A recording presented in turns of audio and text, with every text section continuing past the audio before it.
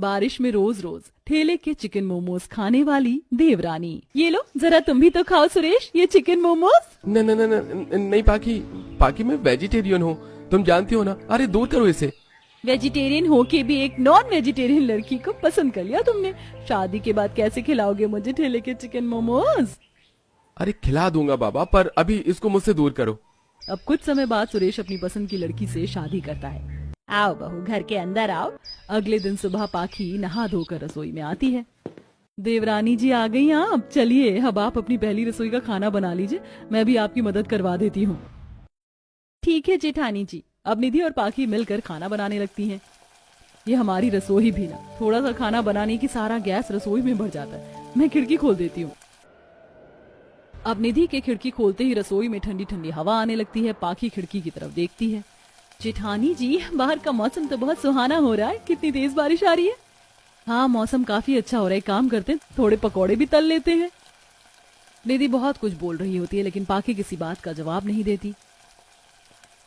क्या हुआ पाखी, तुम अचानक से चुप क्यों हो गई? कोई बात है क्या? कहो ना, चुप क्यों हो पाखी? वो जेठानी जी मुझे बारिश में चिकन मोमोज खाने की क्रेविंग होती है। अच्छा आपको समझ करना, मैं जानती हूँ हमारे घर में सब ब्राह्मण है और अब शादी हो गई है, अब तो अपनी इच्छाओं को मानना ही पड़ेगा। कोई बात नहीं, चलिए पकौड़े बनाते हैं। पाखी की बात सुनकर निधि इमोशनल हो जाती है। पाखी तुम तो बहुत उदास हो गई। अच्छा सच में तुम्हें बहुत ज्यादा क्रेविंग हो रही है क्या? हाँ बारिश में तो बहुत ज्यादा ही होती है। अच्छा सुनो, एक काम करो, तुम पीछे के रास्ते से चली जाओ और जल्दी आना, माँ जी को भनक ना लगे, तब तक मैं रसोई संभाल लेती हूँ। अब पाखी छाता लेकर बाहर चली जाती है। थोड़े से आंसू टपकाकर अपनी जेठानी को बड़ा अच्छा पागल बना लिया मैंने।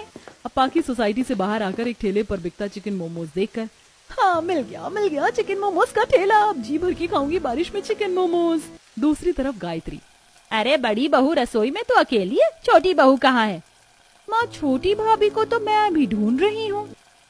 बाप रे मर गई, कहाँ रह गई है देवरानी जी?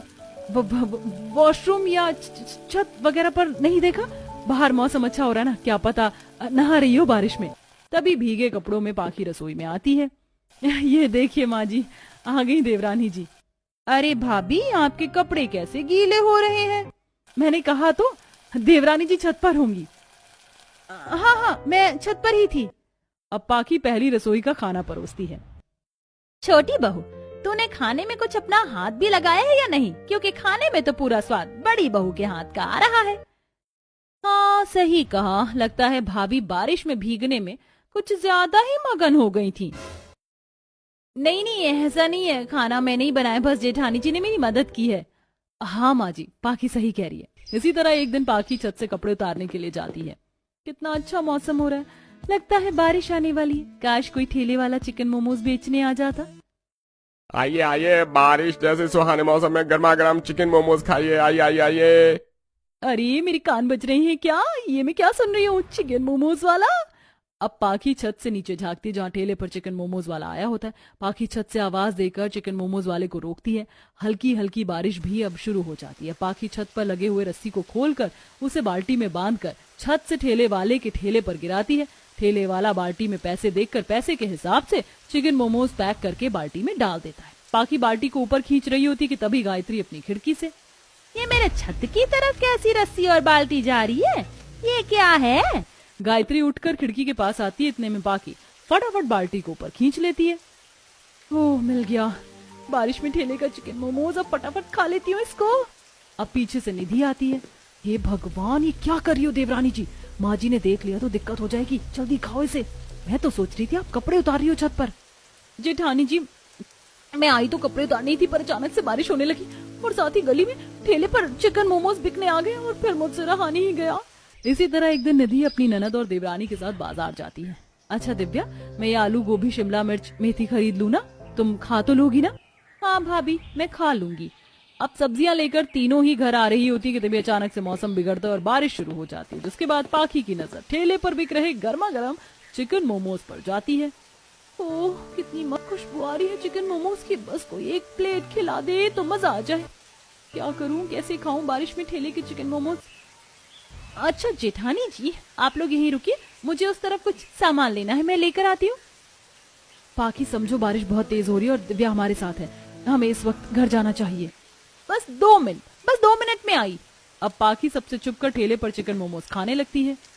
हे भगवान, ये देवरानी जी कहीं मुझे फंसवा ना दे। जल्दी आओ देवरानी जी, कहाँ रह गई? बड़ी भाभी, छोटी भाभी को इतना टाइम क्यों लग रहा है? चलिए ना देख कर आते हैं उन्हें आगे से। अरे नहीं नहीं, कहीं ऐसा ना हो हम उधर जाए और पाखी इधर से आ जाए। हम यही इंतजार करते हैं। दूसरी तरफ पाखी आराम से चिकन मोमोज खाकर मुंह साफ करती हुई सबके पास आती है। चलिए चलिए जेठानी जी, चलते हैं। मैं जिस सामान को लेने गई थी वो तो मिला ही नहीं। ऐसे ही कुछ दिन गुजरते हैं और अब निधि पाखी को इतना चिकन मोमोज खाता देख घबराने लगी थी। पाखी देखो, मैं मानती हूँ कि तुम्हें चिकन मोमोज बहुत पसंद है और इसलिए मैंने 1-2 बार तुम्हें खाने भी दिया, पर अब ये बहुत ज्यादा हो रहा है। तुम समझो कि हमारा जो ससुराल है वो ब्राह्मण है। अगर माँ जी ने देख लिया तो सच में बहुत दिक्कत हो जाएगी, तुम्हारे लिए भी और मेरे लिए भी। हाँ हाँ ठीक है जेठानी जी, क्यों इतना टेंशन ले रही हो? कुछ नहीं होगा। अब निधि के इतना समझाने पर भी पाखी बाज नहीं आती और एक दिन शाम को पाखी गली के छोटे बच्चों को पैसे देकर, सुनो सुनो पिंटू बेटा, मेरे लिए वहाँ पर उन अंकल से ठेले के चिकन मोमोज ले आओ और बाकी के पैसे तुम रख लेना। ठीक है आंटी, मैं अभी लेकर आता हूँ। पिंटू चिकन मोमोज लेने जाता है, इतने में पाखी का फोन बजता है।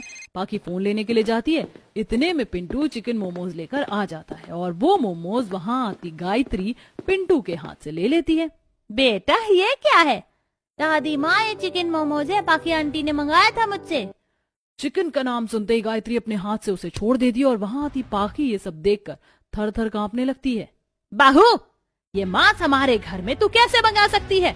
कब से चल रहा है ये सब? बहू सच बता। तभी वहाँ पर निधि आती है।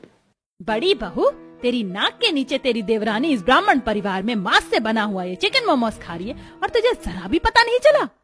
माँ जी मुझे माफ कर दीजिए, मुझे सब पता था। क्या तू सब जानती थी? मतलब तूने इसे रोकने की बजाय बढ़ावा दिया? मेरे घर में मांस आना सख्त मना है और जब तुम दोनों ने ये गुस्ताखी की है तो तुम्हें इसकी सजा मिलेगी। अभी के अभी निकलो मेरे घर से। माँ जी, जेठानी जी की गलती नहीं है, उनको सजा मत दीजिए, वो मासूम है। नहीं देवरानी जी, मेरी भी गलती है, मुझे आपको रोकना चाहिए था। अब तेज तेज बारिश में पाखी और निधि घर के बाहर आकर खड़ी हो जाती हैं। शाम से रात हो जाती है लेकिन वो बारिश में घर के बाहर भीगती रहती हैं और ठंड से कांपने लगती हैं। जेठानी जी मुझे माफ कर दीजिए, मेरी वजह से आपको क्या क्या सहना पड़ रहा है। कोई बात नहीं देवरानी जी। दूसरी तरफ अपने कमरे की खिड़की से गायत्री ये सब कुछ देख रही होती है। वैसे इतनी देर तक बारिश में भीगने से तो इन दोनों की अकल ठिकाने आ ही गई होगी और मेरी दोनों ही बहू अब ठंड से कांप रही हैं। अब मुझे इतना भी सितम अपनी दोनों बहू पर नहीं ढाना चाहिए, क्योंकि मैं जानती हूँ अगर इनकी जगह कोई और होती तो अब तक अपने ऐश मौज को पूरा करने के लिए वो ये घर छोड़कर जा चुकी होती। पर ये दोनों अभी मेरे कहने पर यहीं खड़ी बारिश में भीग रही हैं। अब मुझे इन्हें माफ कर देना चाहिए। अब छाता लेकर गायत्री अपनी बहू के पास आती है। अब करोगी आइंदा तुम दोनों ये सब? अब आएगा इस घर में कभी चिकन मोमोज? नहीं माँ जी, कभी नहीं आएगा, हमें माफ कर दीजिए। ठीक है, चलो अंदर कपड़े बदलो, दिव्या ने चाय बना दी है, दोनों गर्मा गर्म चाय पियो। इस पनिशमेंट के बाद पाखी चिकन मोमोज खाना छोड़ देती है अपने ससुराल में। वहीं निधि अब अपनी देवरानी के किसी भी इच्छा को पूरी करने से पहले अपनी सास से पूछती है।